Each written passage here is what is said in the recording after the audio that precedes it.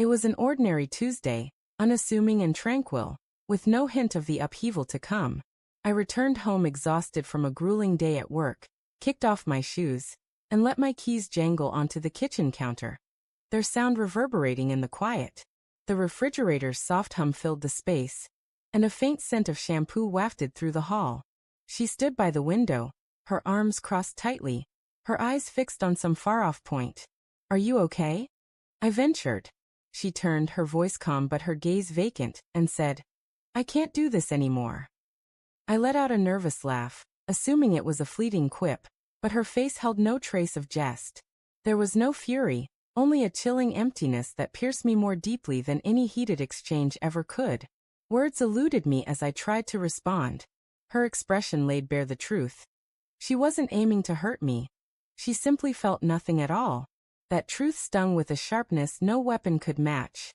In a moment of unthinkable resolve, I walked away. Not for a brief escape or a night to clear my head, but for good. I didn't pack a suitcase or scribble a goodbye. I snatched my wallet and keys, slid into the car, and drove until the road melted into a haze of uncertainty. 5 hours later, I found myself in a serene coastal hamlet, where the air was thick with the briny scent of the sea and fishing boats far outnumbered the residents.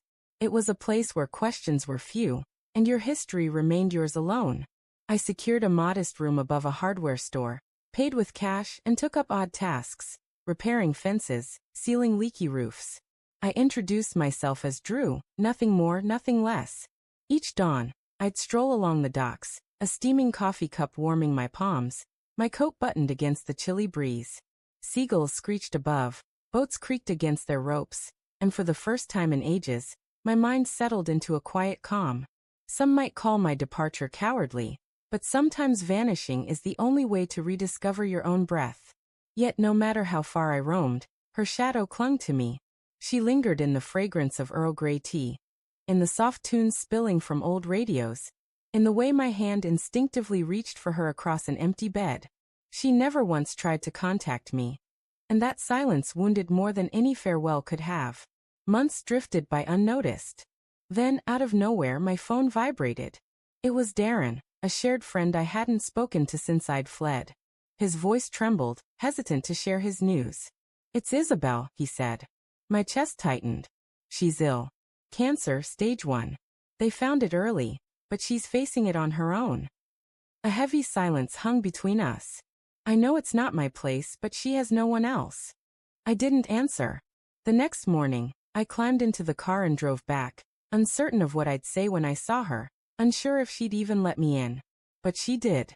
She looked more fragile, more worn, yet undeniably herself. Her eyes widened at my presence. "You don't need to speak," I told her. "I'm here if you need me." Without a word, she stepped aside to let me in.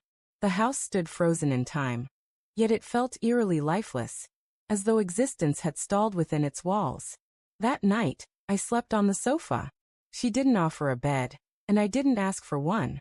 Come morning, I prepared her tea just as she always liked it, my hands guided by muscle memory even if our hearts had lost their rhythm. She drank it in silence, and that became our routine.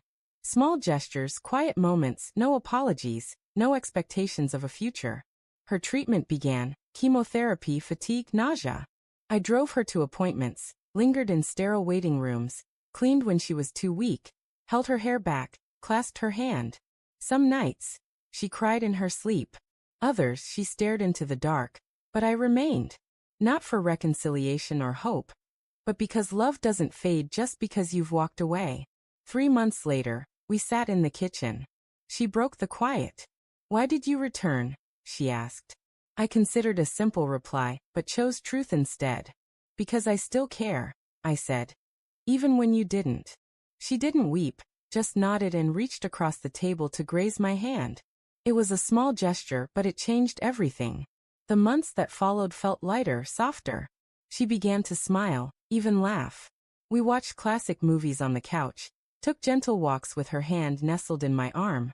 I read to her when screens overwhelmed her, and she'd fall asleep against my shoulder. We spoke, truly spoke, for the first time in years, unraveling how things had fallen apart, how we'd stopped listening to each other. She admitted she'd felt invisible, as if she were dissolving in my presence. I confessed I'd felt helpless, like my efforts never made a difference. It was raw and painful, but that pain carved a path to honesty. One afternoon, the doctor glanced up from her chart with a warm smile. "You're in the clear," he said. No fanfare, just a quiet declaration of triumph. She collapsed into my arms, sobbing like a child, and I held her as if I'd never let go. She'd defeated cancer, but in those 5 months, we'd conquered something else: distance, pride, silence.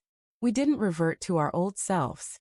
We forged something new, not perfect or easy, but authentic. And that, above all, was what truly mattered.